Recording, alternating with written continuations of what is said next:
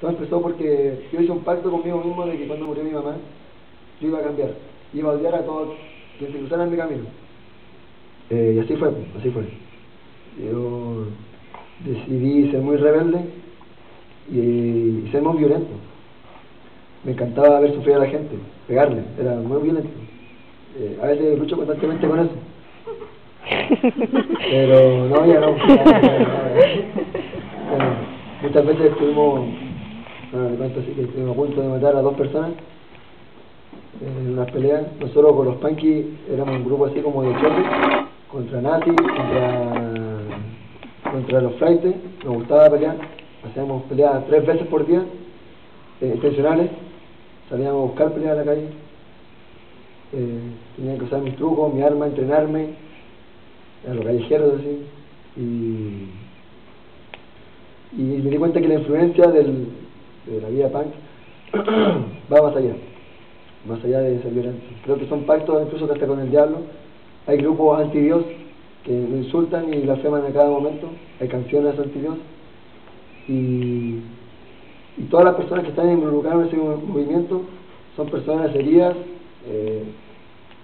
por algo están ahí. Yo la puedo analizar a mis amigos, que algunos están presos, algunos están muy perdidos, el dolor que sienten. En mi caso fue mi mamá, ¿no? Ese fue un pacto que decidí odiar y ser rebelde a toda costa. ¿Vos andabas así con Moicá? Sí, tenía 3 Moicá. Tenía una grande, de todos los lados, y chaqueta de cuero, con punta, con todo. Hay unas personas que me conocieron así. No aparecía en mi casa, me desaparecía 3 días, no estaba ni ahí con lo que me dijeran.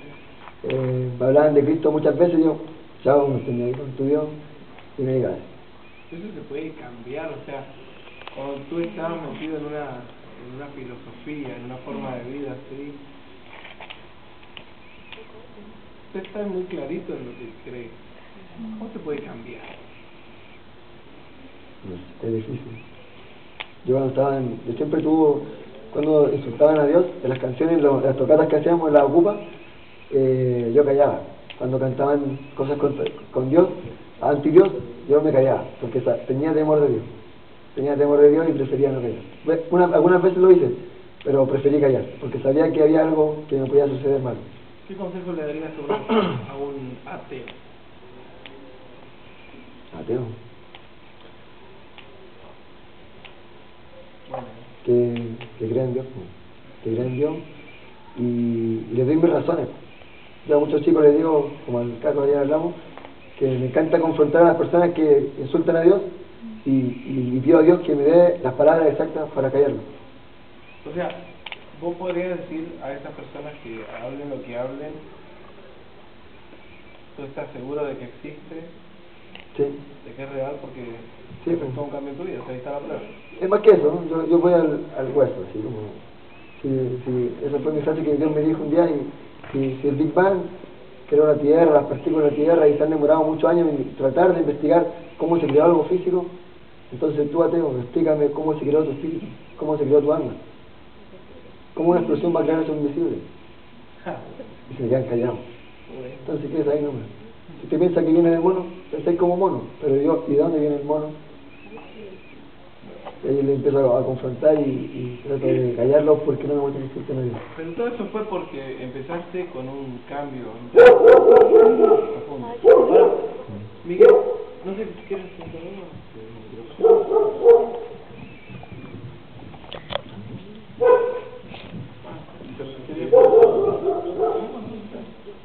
Pero, Miguel, escuchamos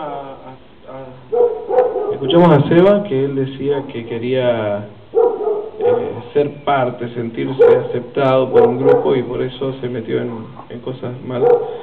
Escuchamos a Cristian y él decía que hubo un dolor muy profundo que lo invitó a ser rebelde. ¿Qué fue cuál fue tu búsqueda? ¿Qué fue tu problema? A ver, lo principal fue el hecho de que no existiera alguien que me dijera que era posible salir adelante. Yo no crecí con un papá y por lo tanto la ausencia de eso provocaba que yo no pudiera ver más allá, tal vez ni siquiera pensar en seguir estudiando. Rara vez recuerdo a alguien que me ha dicho en la casa que me quería o que era valioso. Y la mayoría de las cosas que sucedían en mi alrededor eran cosas negativas. Crecí con mucho rencor, también con una autoestima muy baja. Yo era la burla de muchos de mis compañeros, porque no me podía defender, no sabía cómo. Mi condición física de ser el más pequeño y tampoco poder decir algo, porque nadie en mi familia me enseñó a que yo era valioso. Ellos me empezaron a colocar el valor, porque nadie me lo dijo, y ellos me definían así. Lo creí por mucho tiempo. Disculpa, explica un poquito. Ellos decidían qué valor tenías tú, ¿correcto? O sea, ellos decían tú eres un inútil y tú comprabas eso, ¿sí? Y eso a mí me provocaba frustración. Yo llegaba a la casa a llorar o muchas veces no quería salir de la clase o de la sala, y me sentía así, con poca visión de las cosas, y por tanto no tenía como la esperanza surgir, no tenía como la motivación. Eso como lo que luchaba. ¿Te identificas con alguno de estos casos?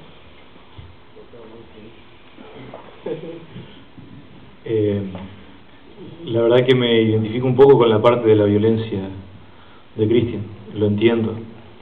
Lo entiendo porque todo lo arreglaba a las piñas siendo adolescente, hasta que conocí a Jesús, a los combos.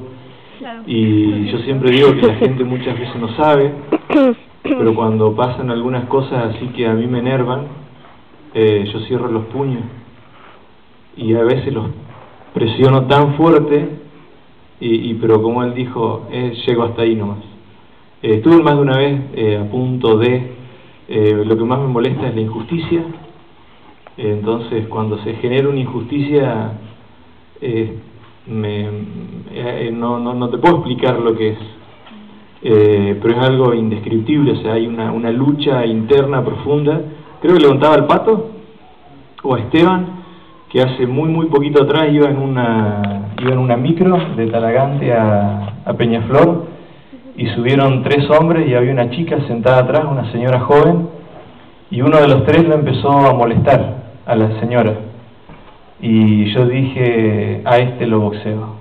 Y yo llevaba la mochila y la acomodé a la mochila, y yo tenía mis puños cerrados y oraba por dentro, Señor, tenés que hacer algo, y no sabía, o sea, no me preocupó en ese momento que eran 3 contra 1, pero sentí una lucha impresionante adentro. Era una cosa que luchaba, y yo dije, Señor, tenés que hacer algo. Y en ese momento la mujer levantó la voz y dijo, no moleste, y el joven, o sea, el señor se alejó de ella. Pero ese día creo que caminé por el filo de la sí. Aunque le he pedido a Dios siempre fortaleza, ¿no? Pero en cuanto a la droga y todo lo demás, es como que estoy tocando de oído, y me llama mucho la atención. Lo que me quedé pensando es, ¿en qué momento, o sea, cuándo se produjo porque primero fue todo el tirarte abajo, pero en algún momento algo pasó? ¿Cómo? ¿Bajo qué circunstancias? ¿Cuál fue el pie puesto para que cayeras? Yo me ocultaba detrás de las drogas, por eso yo me identifico también con Seba. Eso me daba un valor, me daba un coraje, claro, una presencia dentro de un grupo, y por tanto eso me ayudaba. Pero en algún momento de esos grupos, alguien me empezó a hablar de Jesús, en la población, el pasaje Castro, donde yo vivo, estaba Julio. Vivía ahí siempre y siempre estuvo allí. Y yo recuerdo que él siempre iba a la iglesia, siempre. Y me dijo un día que fuera a la iglesia. Le dije, voy a pensar. Claro, pasaron varios días, ese pensar era muy constante, me fue muy difícil aceptar, ya fui, y yo me acuerdo mucho de ese momento cuando llegué a la iglesia y estaban jugando, y yo digo que paro todo el juego y digo, no hay otro juego más entretenido, no hay algo más interesante que hacer, y todos paran de jugar, yo llegaba con esa actitud, y todos me quedaron mirando, se sentaron y empezaron a hablar y todo el tema de Jesús, y poco a poco yo me empecé a relacionar con gente cristiana, con personas alrededor. La constancia de Julio de irme a buscar de cada día que me golpeaba, ¿sí? Ya decía voy, y poco a poco la amistad en ese sentido empezó a ocupar un lugar muy importante, y eso me permitió mirar un poco más allá de la situación que yo estaba teniendo.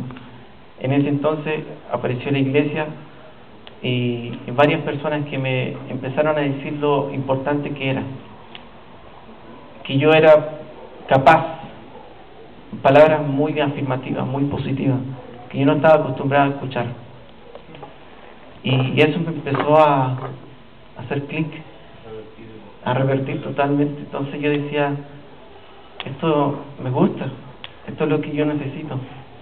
Ninguno me había dicho eso, nadie me había dicho eso.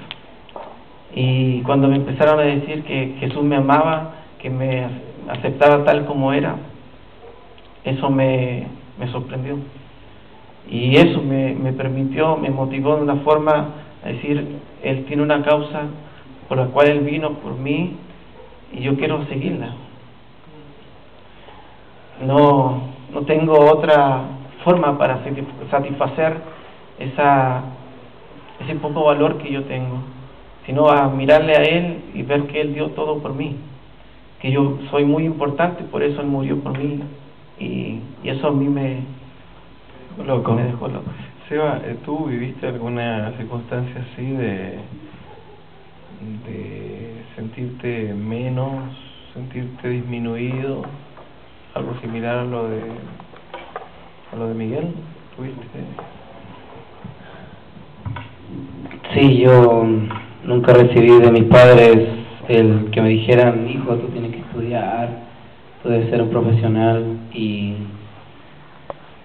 yo jamás pensé que iba a estudiar, para serles sincero, jamás pensé que iba a lograr ser profesional. Estoy a punto de lograrlo y sé que el Señor me va a ayudar en eso, pero yo de población, así, de la escuela de la población y de un liceo de población también, y cuando iba a mi casa no recibía los consejos de tirarme para arriba, como me sentí también identificado conmigo, y no, tampoco fui siempre un niño que se sacaba puros 6, puros 7, sino que siempre fui de los 5, 4, 5, por ahí nomás, así que tampoco me sentía capacitado para enfrentarme a los estudios.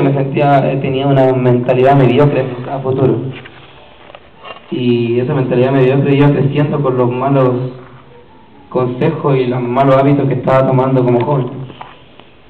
Y conocí a una persona que también me habló de Jesús, que se llama Rolando González, que algunos lo conocen de acá, y al momento de que estaba en la población y estaba en la casa, un día salió con los chicos de la población a ir a jugar a la pelota a Filadelfia, y ahí conocí a esta persona y empezamos a ir cada vez más constantes, hasta que un día esa persona empezó a hacerse más amistad, y a mí me gustaba lo que era el boxeo, así que me dijo, ven a entrenarlo algunos días a la semana. Entonces yo empecé a ir más seguido y ya no iba con los 11 que había jugado la pelota, así que Estuvimos durante... ¿Dónde meterme?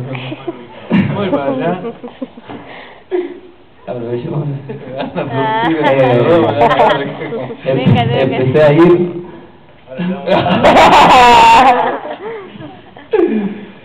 Empecé a ir a ese lugar a practicar boxeo, karate, porque me gustaba y me gustaba aprender a defenderme, más que a pelear, sino que a defenderme.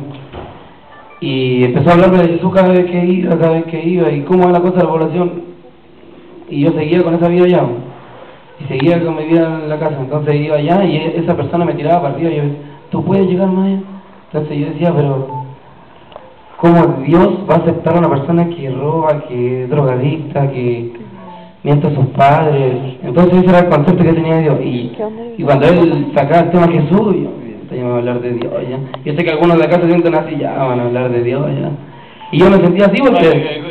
Cuando cantamos las canciones, no hay otra que no hable de Dios, no puede haber un reggaetón. Y yo decía, ya, hablar de Dios, yo como uno de población no callaba mucho de lo que era Dios.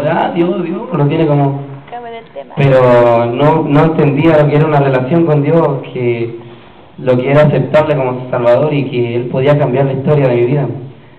Hasta que, tanto decirme, ya llegué a sus pies así y me mostró un cubito así, que algunos lo conocen, el cubo evangelístico, que me mostró el plan de salvación. Y esa tarde me acuerdo que entregué mi vida a Jesús y era totalmente distinto al estar con mis amigos, porque yo no sabía lo que era ese actuar dentro de mí que me decía, oye, pero ¿para qué vaya a hacer esto si no te lleva a ninguna parte?